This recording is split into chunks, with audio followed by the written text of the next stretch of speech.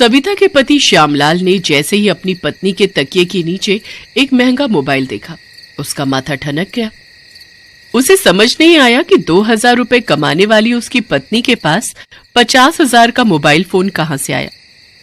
सविता दूसरे के यहां झाड़ू पोछे का काम किया करती थी और उसका पति ठेका मजदूर था। पत्नी के पास इतने महंगे फोन को देखकर उसके दिमाग में कई तरह के सवाल आने लगे। श्यामलाल ने अपने दिल को मनाया तो जरूर, लेकिन रात भर उसे नींद नहीं आई। आखिर इसके पास इतना महंगा फोन कहां से आया? इसे जगा कर पूछूं क्या? नहीं, अभी सोने देता हूँ, बेचारी थकी होगी, कल सुबह पूछूंगा। सविता, ये किसका मोबाइल है और तेरे पास कहां से आया? ये तो काफी महंगा है। पति के हाथ में उस मोबाइल को देखकर सविता के चेहरे का रंग पीला पड़ गया। उसे कुछ सूझ नहीं रहा था कि वो क्या बोले क्या ना बोले। ये कहां से आया आपके पास? पता है मैं कितनी चिंता में थी इस फोन को लेकर। तुमने मेरी बात का कोई जवाब नहीं दिया सविता। ये फोन है किसका? अरे मालकिन का है। इसमें कुछ दिक्कत आ रही थी तो उन्होंने कहा था कि इसे ठीक करवा लाऊं। ये अब ठीक हो गया है तो आज उन्हें दे दूंगी। ये कहकर सविता ने मोबाइल अपने हाथ में लिया और काम पर निकल गई। लेकिन उस दिन के बाद से सविता का पति कभी उसके पास नए सोने के झुमके देखता तो कभी पायल, कभी महंगी साड़ी तो कभी कुछ और। परसों जब वो एक बड़ा सा और महंगा टीवी लेकर घर आई तो उसके पति ने उसे टोका। सविता, क्या है ये सब? क्या है? टीवी है, दिख नहीं रहा है? वो तो दिख रहा है मुझे, लेकिन ये कहाँ से आया है? दुकान से आया है, और कहाँ से आएगा? देखो सविता, ज्यादा बात को घुमाओ मत और सीधे सीधे बताओ कि इतना महंगा टीवी कहाँ से आया। तुम्हारी कोई लॉटरी लगी है क्या? है कि कभी नए झुमके आते हैं तुम्हारे पास तो कभी नई पायल, कभी नई साड़ी, तो आज ये टीवी। श्यामलाल की बातों को सुनकर सविता ने मुंह बनाते हुए कहा, ये सब मेरी नई मालकिन ने दिया है। वो मेरे काम से बहुत खुश हैं। और वो क्या कहते हैं अंग्रेजी में? गिफ्ट। हाँ, गिफ्ट देती रहती हैं वो मुझे। सविता, कोई भी मालकिन इतना महंगा गिफ्ट नहीं देती है, और वो भी हर सप्ताह। आप मुझ पर शक कर रहे हैं? शक नहीं कर रहा हूँ, जो बात सच है वही बता रहा हूँ। आय हाय, ये देखो, इसे कहते हैं मुफ्त की खुजली होना। अरे हम दोनों जितना कमाते हैं उससे ये सारी चीजें इस जन्म में तो नहीं ले सकते हैं। अब अगर कोई मुझे दे रहा है तो आपको क्यों खुजली मच रही है? देखिए, मैं कोई गलत काम नहीं कर रही। आप चाहे तो मेरी मालकिन से जाकर पूछ सकते हैं। श्यामलाल की बातों को सविता अपने गोलमोल बातों से टाल गई। श्यामलाल ने उसकी बातों को सुना तो जरूर, लेकिन वो चाहकर भी उसकी बातों पर विश्वास नहीं कर पा रहा था। उधर सविता का अचानक बदला रंग ढंग सभी के लिए चर्चा का विषय था। उसके मोहल्ले वालों ने अब पीठ पीछे बातें बनानी शुरू कर दी थी। विमला, ये सविता ने घर पर नोट छापने की मशीन लगा रखी है क्या? कल ही नई टीवी लाई थी वो, आज देखा कि वॉशिंग मशीन भी आया उसके घर। अरे उसके कान के झुमके देखे तुमने? कितने बड़े बड़े थे, जानती हो खालिस सोने के थे वो।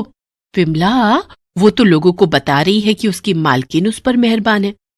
भला इस तरह मालकिन लोग कब से मेहरबान होने लगी हम लोगों पर?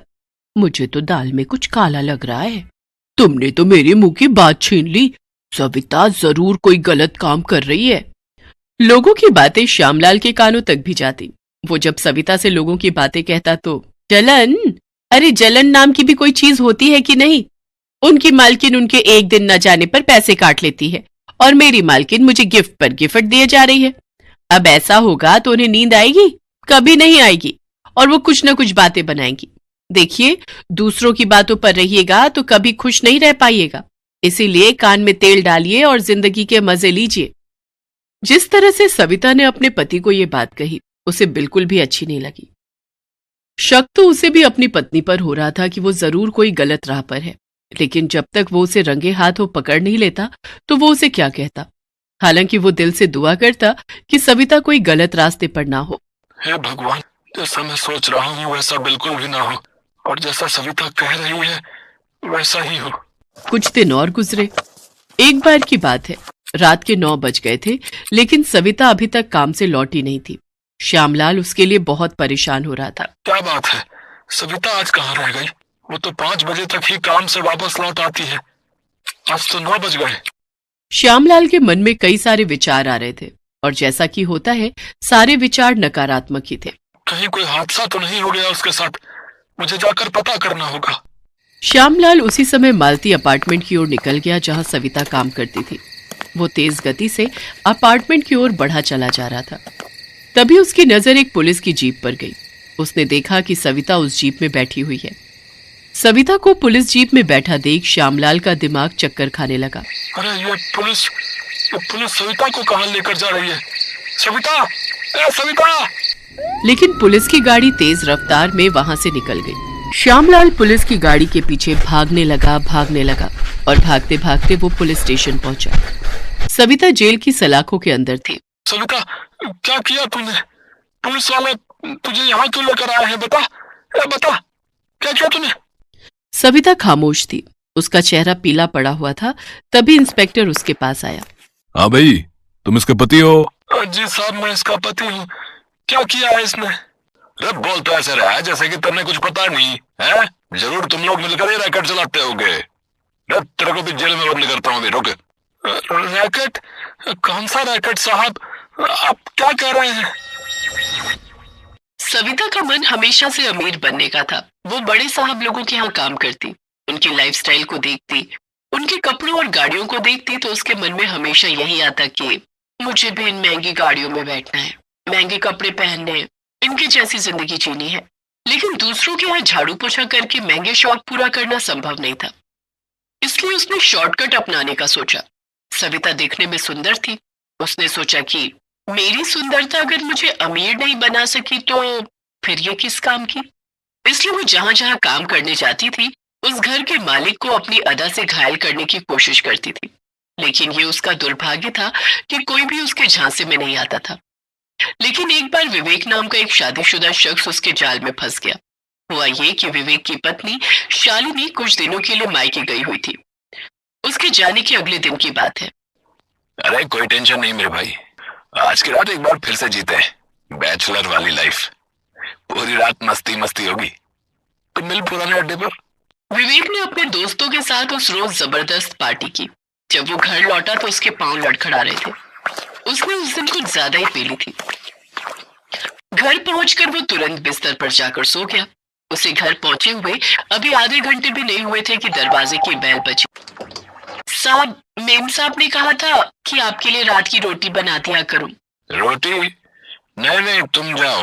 मैं खा कर आया हूँ मैं। नहीं साहब, ऐसे कैसे चली जाऊं? मेम साहब गुस्सा होंगी। ये कहकर वो किचन में चली गई। विवेक उसे रोकता रह गया। वैसे भी उस रोज नशा उस पर इतना हावी था कि वो क्या कह रहा था उसे खुद भी पता नहीं चल रहा था। विवेक की यही हालत सविता के लिए लॉटरी का टिकट बन गई। जब वो नशे की हालत में सोया था तो वो उसके बगल में जाकर लेट गई और उसके साथ कुछ फोटो अपने मोबाइल में खींच लिए। अगले दिन, साहब मैं झूठ बोल रही हूँ तो क्या मोबाइल की पिक्चर भी झूठ बोल रही है?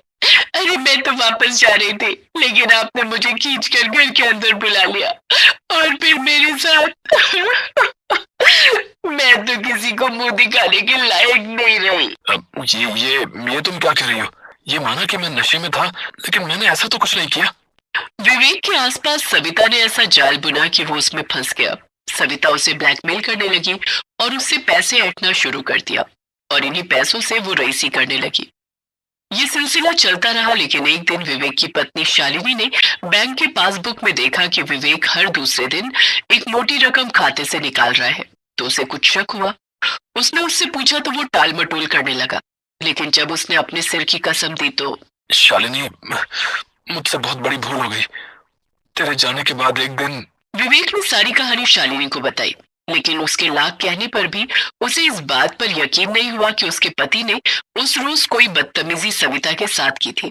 एक दिन जब फिर से सविता ने 50,000 रुपए विवेक से मांगे तो विवेक और शालिनी ने पुलिस को बुला लिया। पुलिस को सामने देख सविता के चेहरे का रंग उतर गया। पुलिस ने जब अपने तरीके से उससे पूछताछ की तो सब गलती हो गई मुझसे। विवेक साहब निर्दोष है। ये वीडियो तो मैंने उनके नशे में होने का फायदा उठाकर बनाया था। सविता पर मुकदमा चला। उसे 3 साल की सजा हुई। जिंदगी में सफल होने का शॉर्टकट उस पर भारी पड़ गया। दोस्तों, सफलता का कोई शॉर्टकट नहीं। मेहनत करिए। मेहनत से किस्मत बदलती है।